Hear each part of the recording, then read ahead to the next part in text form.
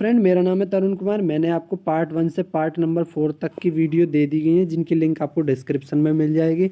आज part number 5 है। Subject Tom चल रहा है आपका 5th सेमेस्टर वालों का, और इससे पहले की वीडियो आप प्रोवाइड कर दी गई है, लिंक डिस्क्रिप्शन में मिल जाएगी, देख सकते हैं। तो टॉपिक के नेक्स्ट टॉपिक है, इसकी ओर चलते हैं। नेक्स्ट टॉपिक क्या है? एक स्लाइडर क्रैंक यंत्र विन्यास के उत्क्रमक। ठीक है, इसके बारे में हम बारीकली तरीके से जानेंगे, और इसमें जो है वो आपको समझा दिया जाएगा। तो वीडियो को एंड तक बने रहें। चैनल को सब्सक्राइब नहीं किया है तो सब्सक्राइब कर लें और बेल आइकन को प्रेस कर दें। तो नंबर 1 क्या है? पेंडुलम पंप या वुल्फ इंजन। ये क्वेश्चन आपका बन सकता है। उत्क्रमण लिखिए या फिर कह सकता है पेंडुलम पंप या वुल्फ इंजन का चित्र सहित वर्णन कीजिए।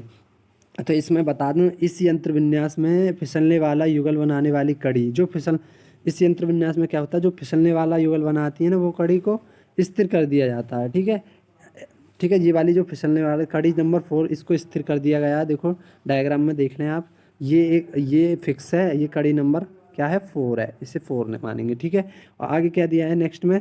ऐसी दशा में कड़ी 2 क्रैंक यानी घूर्णन गति करती है। कड़ी 2 आपको नज़र आ रही होगी, ये वाली कड़ी 2 है।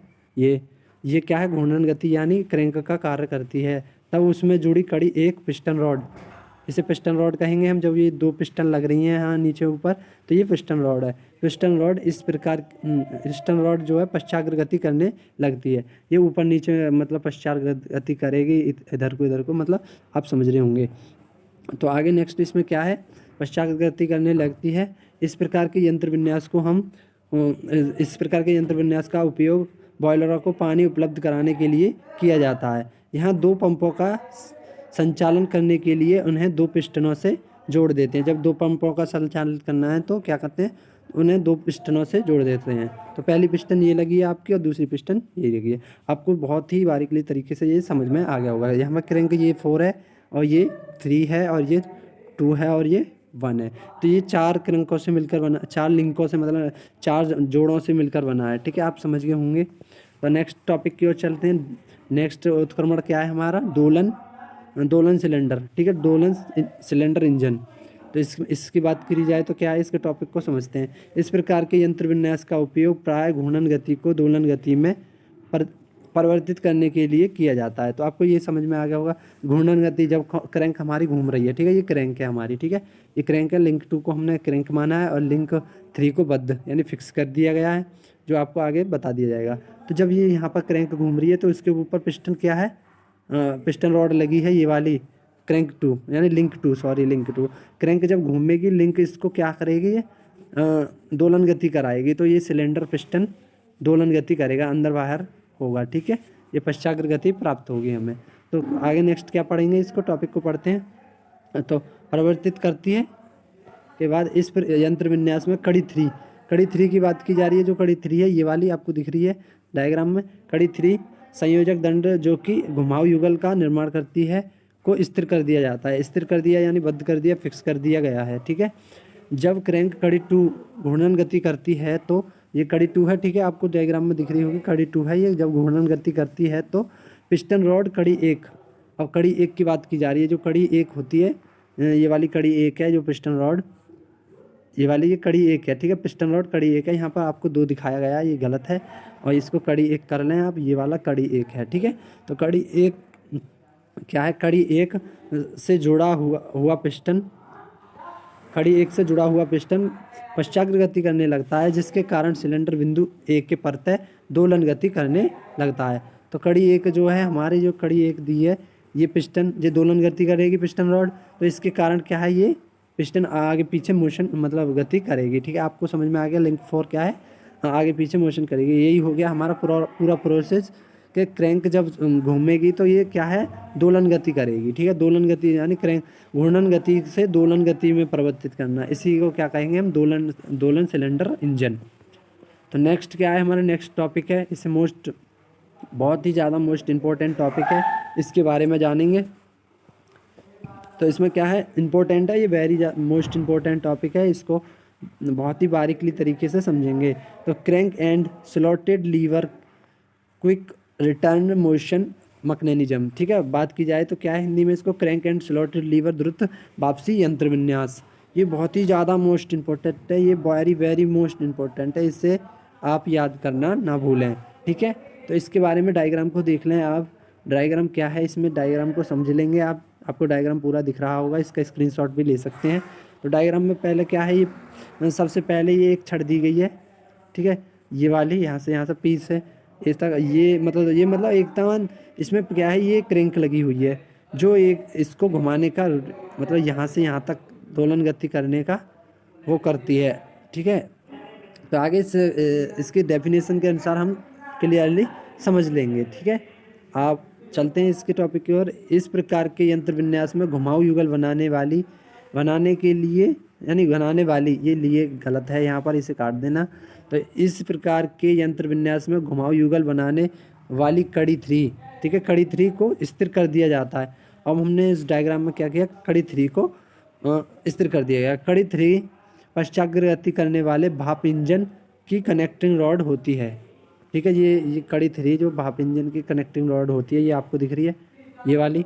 तो ये क्या है, इसको फिक्स कर दिया गया है, ठीक है। नेक्स्ट क्या है, नेक्स्ट इसमें कड़ी 3 पश्चाग्रगति करने वाले इंजन की कनेक्टिंग रॉड को होती है, ठीक है। अब यहाँ बात होगी चालक क्रैंक CD स्थिर केंद्र C के प्रत्यय एक समान कोणीय चाल से घूमता है।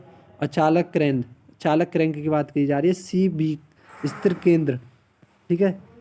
CV कहाँ है, आपको ये दिख रहा है, ये CV दिख रहा है, लिंक टू दिख रहा है, C से B चालक केंद्र C के प्रत्यय, ये चालक का केंद्र है C के प्रत्यय क्या करेगा, ये C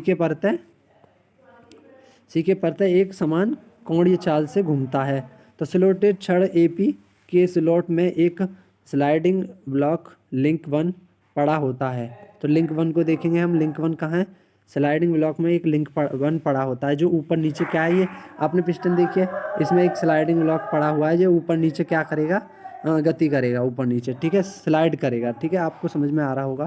तो नेक्स्ट इसमें क्या है, तो जो क्रैंक 4 के साथ क्रैंक पिन द्वारा बिंदु B पर जुड़ा होता है, ठीक है। ये लिंक 1 क्रैंक 4 के साथ बिंदु B पर जुड़ा होता है। क्रैंक के घूमने की दिशा में स्लाइडिंग ब्लॉक स्लॉटेड छड़ AP में सरकता है, ठीक है, AP में सरकता है। जैसे द्वारा देख लें, क्रैंक के घूमने की दिशा में, ठीक है, स्लाइडिंग ब्लॉक स्लॉटेड छड़ AP में सरकता है, जिसके कारण स्लॉटेड छड़ AP, ठीक है, स्लॉटेड छड़ AP बिंदु A के प्रत्यय दोलन करने लगता है और एक छोटी कड़ी PR स्लाइड छड़ AP की इस गति के रैम तक पहुंचा देता है, ठीक है। यहाँ तक आपको क्लियरली समझ में आ गया, जिससे रैम R1 R2, ठीक है, स्टॉप रेखा पर गति करता है। स्ट्रोक रेखा R1 R2 स्थिर कड़ी AC के लंबवत होते हैं। तो आपको दिखा दूँ, स्थिर कड़ी जो है AC A और पॉइंट C, ठीक है, स्थिर यानी फिक्स कड़ी है, ठीक है, फिक्स कड़ी के क्या है, लंबवत होता है स्लॉटेड रेखा। अब ये आपको दिखाया जा रहा है P1 और P2 क्या है, ये एक डॉटेड लाइन में दिखाया गया है, आपको ये डॉटेड लाइन दिख रही है, ये क्या है, ये वाला बिंदु हमारा ये यहाँ तक आएगा।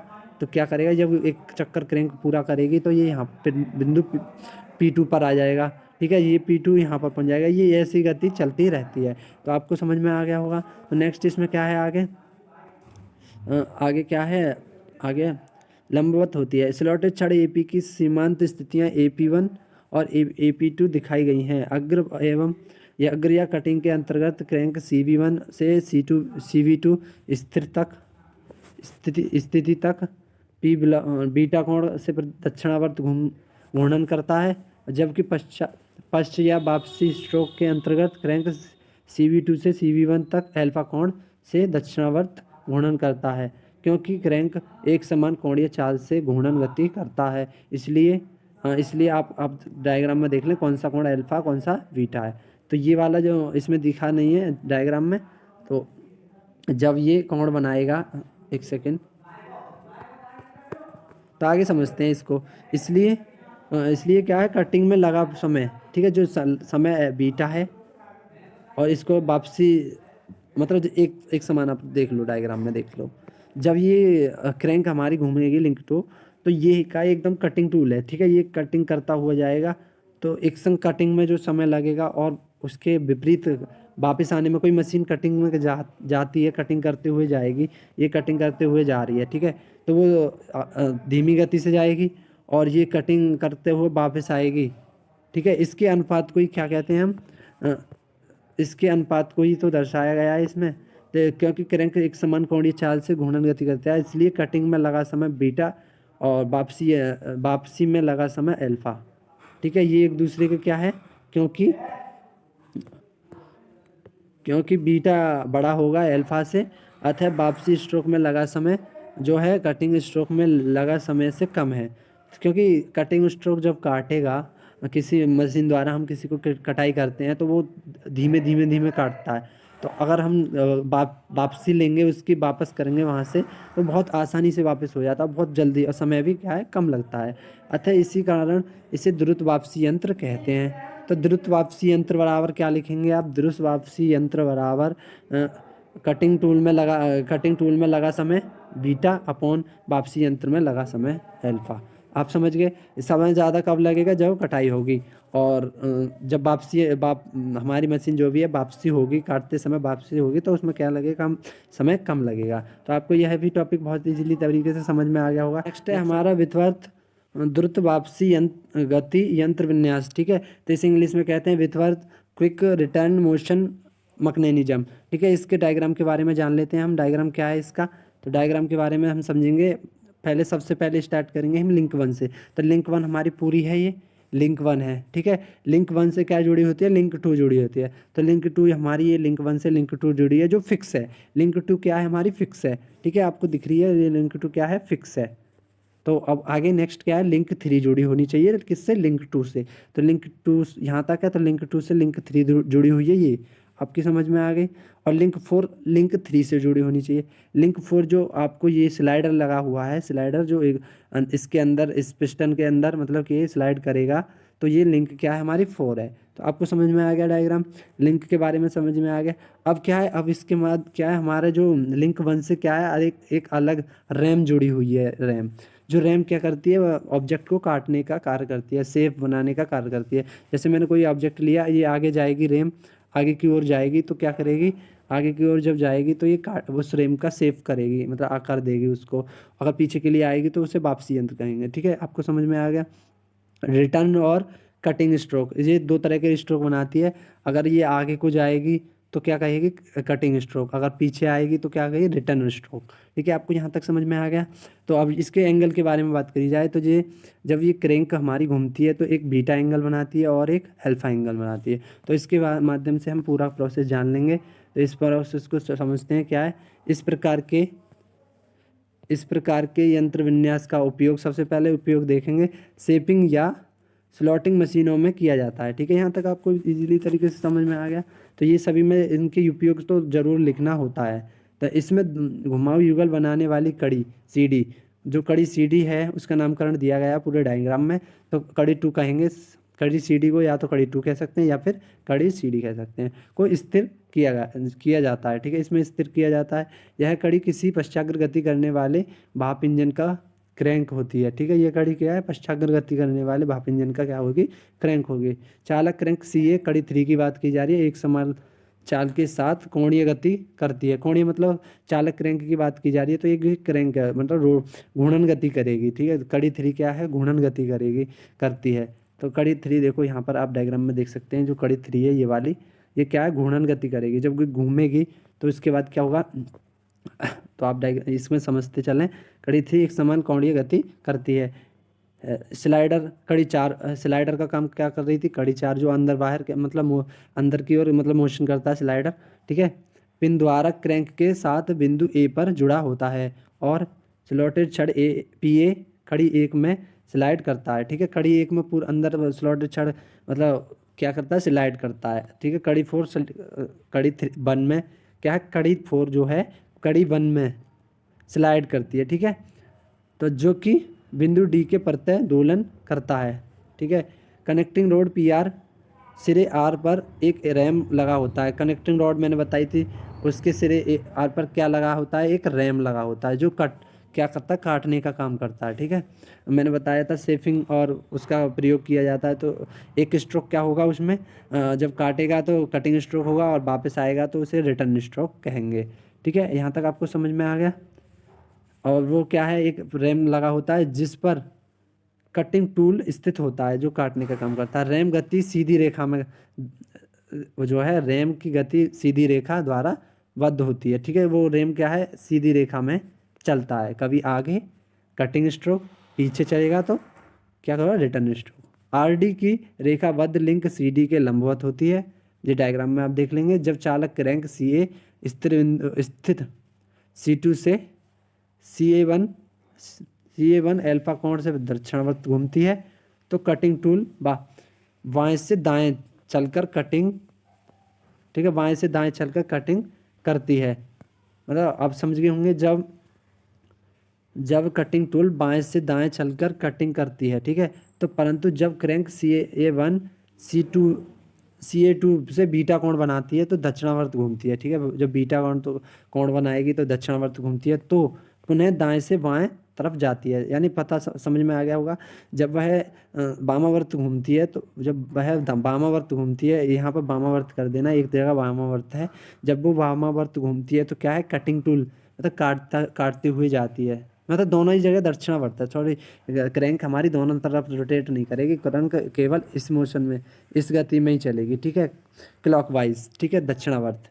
ठीक है, दक्षिणावर्त जब घूमती है तो कटिंग टूल बाएं से दाएं चलकर कटिंग करती है। ठीक है, जब वह अल्फा कोण घूमती है तो वह क्या कटिंग करती है, कटिंग टूल कटिंग स्ट्रोक कहलाएगा। जब परंतु वह क्रैंक CA1 से CA2 बीटा कोण दक्षिणावर्त घूमती है तो क्या है, वो पुनः दाएं से बाएं तरफ आती है, मतलब रिटर्न स्ट्रोक होता है। समझ में आ रहा होगा, क्योंकि क्रैंक एक समान कोणीय चाल से गति कर रही है। अतः क्या कहेंगे, कटिंग स्ट्रोक में लगा समय की बात की जा रही है। जब लगा समय अल्फा और वापसी स्ट्रोक में लगा समय बीटा, क्योंकि अल्फा हमेशा क्या है, कटिंग कर रहा है तो बड़ा होगा। अब यहाँ पर क्या है, कटिंग क्या कौन सा कर रहा है, अल्फा को माना गया है और वापसी स्ट्रोक को क्या माना गया है, बीटा। तो सबसे ज़्यादा समय किस में लगेगा, कटिंग स्ट्रोक में जो काटेगी। ठीक है, और रिटर्न स्ट्रोक में बहुत कम समय लगेगा। तो कहेंगे अतः वापसी स्ट्रोक में कम समय लगेगा, इसलिए इस यंत्र विन्यास को द्रुत वापसी यंत्र विन्यास कहते हैं। मतलब जिसमें कम समय लगता है, मतलब वापसी स्ट्रोक में कम समय लगेगा तो इसे द्रुत वापसी यंत्र विन्यास कहेंगे। इससे नेक्स्ट वीडियो को आप पार्ट नंबर 6 में देखेंगे। आपको वीडियो पसंद आई हो तो वीडियो को लाइक और चैनल को सब्सक्राइब कर दें। तो एक और बार डायग्राम के बारे में मैं समझा दूं आपको, डायग्राम को दिख रहा होगा। तो ये जब क्रैंक हमारा अल्फा कोण बनाएगी, तो जब ये अल्फा कोण बनाएगी, ये वाला यहाँ से अल्फा कोण दक्षिणावर्त घूमेगी इधर से इधर। ठीक है, ऐसे घूमेगी तो ये कटिंग टूल क्या है, इसको काटेगा। ठीक है, ये यहाँ ये वाला मतलब रैम यहाँ पहुँच गई, यहाँ बिंदु यहाँ पर आ गई। ठीक है, रैम अब ये बीटा कोण बनाती है, यहाँ से यहाँ तक का बीटा कोण बनाती है, तो ये घूम के इधर को ऐसे आएगा। ठीक है, तो ये वाला क्या है, हमारा रैम पीछे यानी रिटर्न स्ट्रोक होगा। और वहाँ क्या होता था, कटिंग स्ट्रोक। मतलब बीटा कोण, अल्फा कोण में क्या होगा, कटिंग स्ट्रोक, और बीटा कोण में क्या होगा, रिटर्न स्ट्रोक। आई होप आपको बहुत ही इजीली तरीके से ये वीडियो समझ में आ गया होगा। तो चल